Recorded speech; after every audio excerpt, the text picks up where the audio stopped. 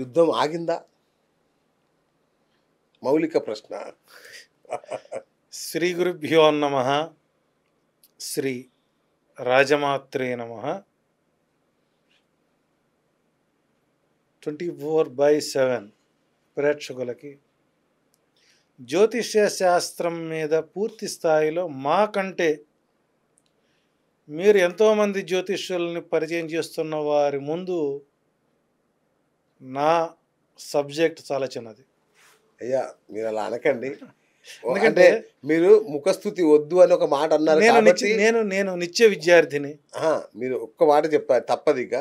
మీరు ఆ మాట అన్నందుకు మీకు ముఖస్థుతి వద్దన్నారు కాబట్టి నాకు తెలుసు మీరెంత విద్వత్తు, మీరెంత మీ శక్తియుక్తులు ఎంతో నాకు తెలుసు. అయితే ఇక్కడ ఒక మాట సార్, ఒక్క మాట ఇక్కడ ఒక్కటి చెప్పి ఆన్సర్ చేయండి సార్. జనాలందరిలో ఉన్న చిన్న ఆగ్రహం, ధర్మాగ్రహమో కోపమో ఏదో ఒకటి ఉంది. ఎందుకు జగన్ గెలుస్తాడు, ఇంత తెలివైన వాడు, ఇంత అద్భుతమైన జ్ఞాని అలా ఎందుకు చెప్పాడు అనేది చాలా మందిలో ఉన్న ప్రశ్న. దీనికి ఆన్సర్ చెప్పి ముందుకెళ్దాం గురుగారు ప్లీజ్. సో ప్రేక్షకులందరికీ కూడా, జ్యోతిష్యాన్ని ఆదరించేటువంటి వారందరికీ కూడా మన వాస్తవాలే చెప్పాలి. ఒక వైద్యుడు ఒక పేషెంట్ని బాగు చేయడం కోసం సర్జరీ మొదలు పెడతాడు. అవును. కొన్ని అకారణాల వల్ల, కొంత లోపం వల్ల తాను చనిపోతాడు. అది వైద్యుడు తప్పు కాదు, అది వృత్తిపరమైనటువంటి పొరపాటు. ఓకేనండి.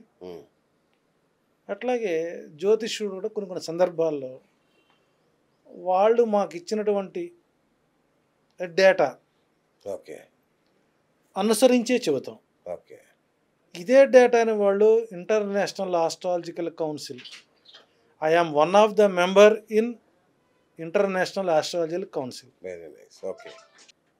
ఆ కౌన్సిల్ కానీ బివి రామన్ గారి ఆస్థాన సిద్ధాంతి మల్హోత్రా కానీ, నార్త్ ఇండియన్లో భవిష్యవాణి అని ఒక సిద్ధాంతి కానీ, ఆల్ ఓవర్ ఆంధ్రప్రదేశ్లో తెలుగు రాష్ట్రాల్లో ఉండేటువంటి 199 మంది జ్యోతిష్యులందరూ కూడా ప్రభుత్వం వైసీపీ వస్తుందని చెప్పడం జరిగింది.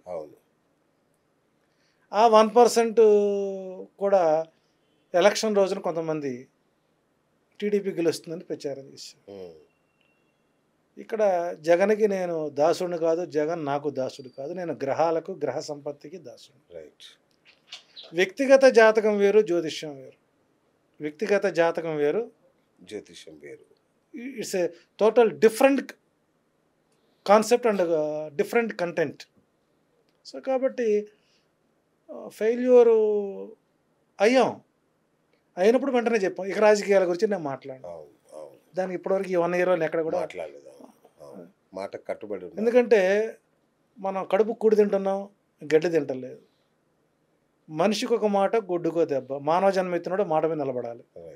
సో భవిష్యత్తులో కూడా ఏ ప్రభుత్వం వస్తుందో అంచనాలు వేయచ్చు, కానీ అందులో తల దూర్చదలుచుకోవాలి. ఎందుకంటే నన్ను ఒక పొలిటికల్గా చూడాలని పబ్లిక్ కోరుకోవాలి.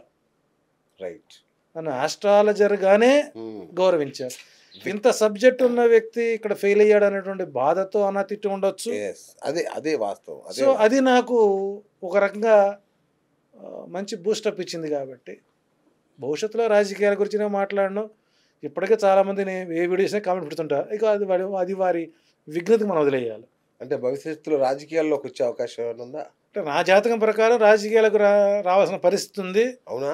అప్పుడు నిర్ణయాలు మనం చెప్పలేం కాబట్టి ముందుగానే దాని గురించి సూపర్ లేదు. నా అంచనా ప్రకారం ఒకసారి భవిష్యత్తులో, గతంలో ఒక కృష్ణా జిల్లాలో ఒక సెగ్మెంట్లో పోటీ చేశాను, 14 ఓట్లతో ఓడిపోయిన సందర్భాలు ఉన్నాయి. 14 ఓట్లతో ఓడిపోయినాను. ఇండిపెండెంట్గా పోటీ చేసి ఓడిపోయినాను. సో మళ్ళీ అదే సీటుకి నేను అవకాశం నా జాతకంలో ఉంది. శుభం. కాబట్టి అప్పటి వరకు నేను రాజకీయాల గురించి నేను మాట్లాడదలుచుకోలేదు. కానీ ఒక్కటి గురుగారు, ఇది ముఖస్థితి అనుకోవద్దు, నేను ప్రత్యక్షంగా గమనించాను. వ్యక్తిగత జాతకం చెప్పడంలో మిమ్మల్ని మించిన వాళ్ళని నేనైతే ఇంతవరకు చూడలేదు. ఎందుకంటే ఏదో స్కేల్ పెట్టి గీసినంత ఖచ్చితత్వం ఉంటుంది మీరు చెప్పే దాంట్లో. అందుకే నేను మిమ్మల్ని ఇప్పటికీ ఎవరు ఏమన్నా కూడా మీతో కూర్చోవడానికి రీజన్ ఏంటంటే మీరు చెప్పే జాతకంలో తిరిగి ఉండదు గురుగారు. ఓకే. సరే అది థ్యాంక్ యూ. అది నా గొప్పతనం కాదు, మా గురువు మాకు నేర్పినటువంటి ఏది ఏమైనా అద్భుతం మీ జాతకం వారి చెప్పే విధానం. ఈ ఘనత వారిది. ఇక నెంబర్ 1 ఈ పాయింట్లోకి వద్దాం. ప్లీజ్. ఇందాక నుంచి మీరు యుద్ధం ఆగిపోయింది, యుద్ధం ఆగిపోయింది అంటున్నారు. అసలు యుద్ధం ఎక్కడ జరిగింది? ఓకే. యుద్ధం చేస్తున్నామని ఏమన్నా భారతదేశ ప్రభుత్వం ఏమైనా ప్రకటించిందా? ఉహు. మరి ఎందుకు యుద్ధం గురించి ప్రతి ఒక్కరు చర్చిస్తున్నారంటే ఒక బలహీనుడు ఒక బలవంతుడితో కయ్యానికి కాలు దువ్వితే ఎలా ఉంటుంది? కొండ అద్దమందు కొంచెమై ఉండదా? ఉండదా?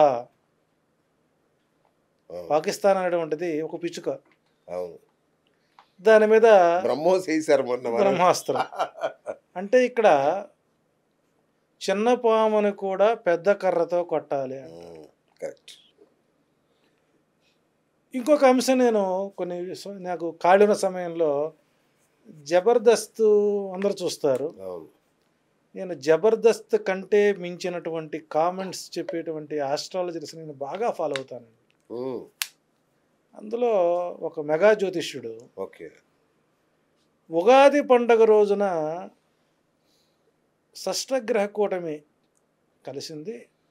దీని పర్యవసానం 4 సంవత్సరాల పాటు ఉంటుందని నా దృష్టిలో ఆ మాట అంటమే అతనికి సబ్జెక్ట్ లేదని అర్థమైంది నాకు.